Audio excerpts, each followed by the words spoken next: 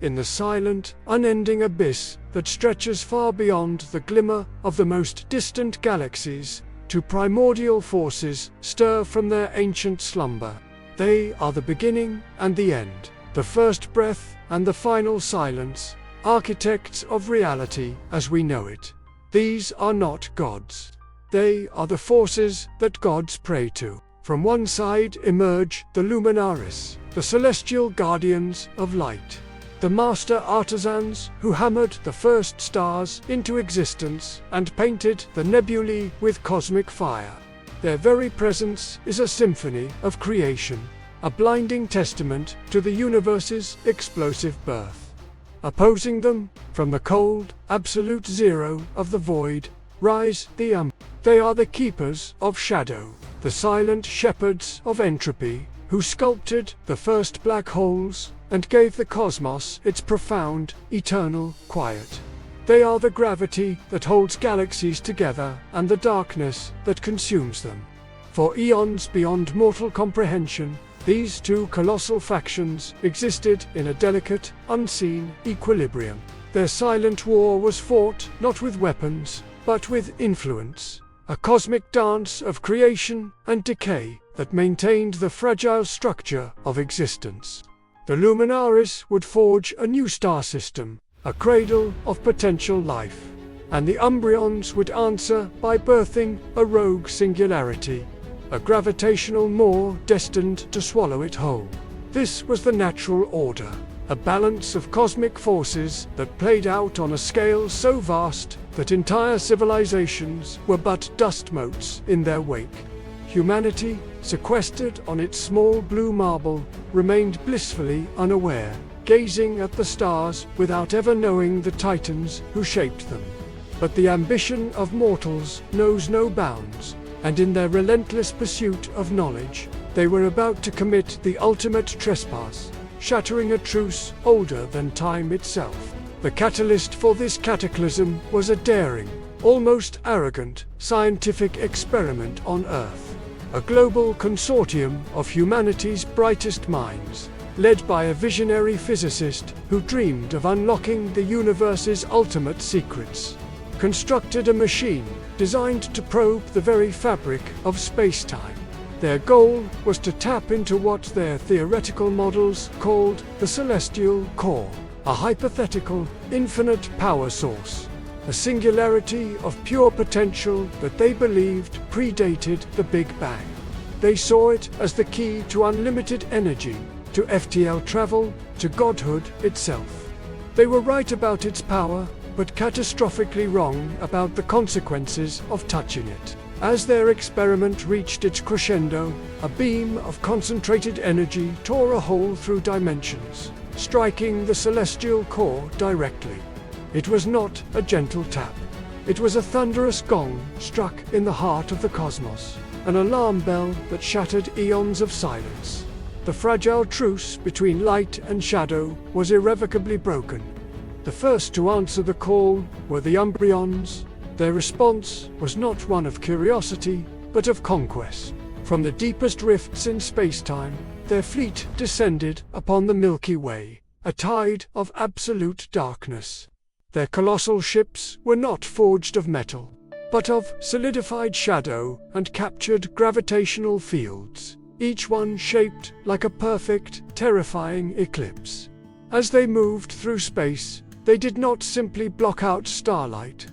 They consumed it, leaving a trail of cold, dead, celestial bodies in their wake. When they arrived in Earth's solar system, they blotted out the sun, plunging entire continents into an unnatural, chilling twilight. Cities froze, oceans turned to black ice, and reality itself began to fray at the edges as their otherworldly presence warped the laws of physics.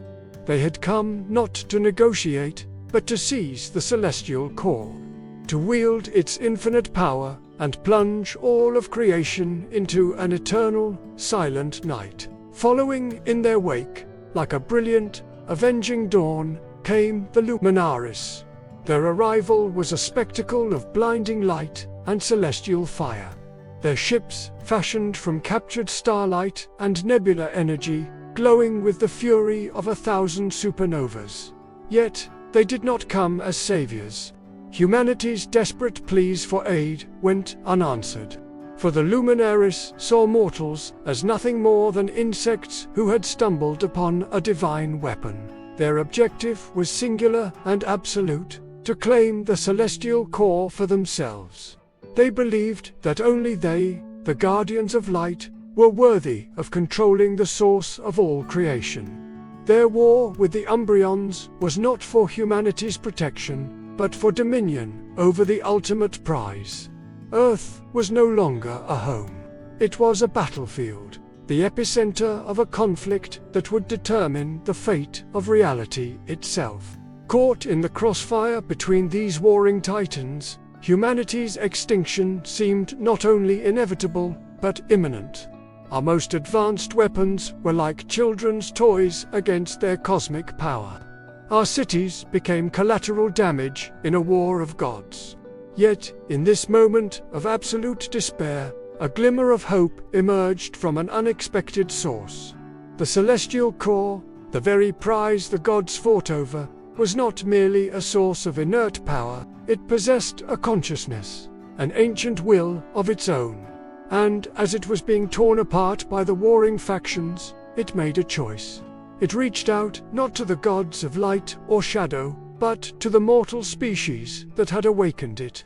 It chose a single champion, an ordinary human, a soldier, a scientist, a survivor, and poured into them a fraction of its limitless, dualistic essence.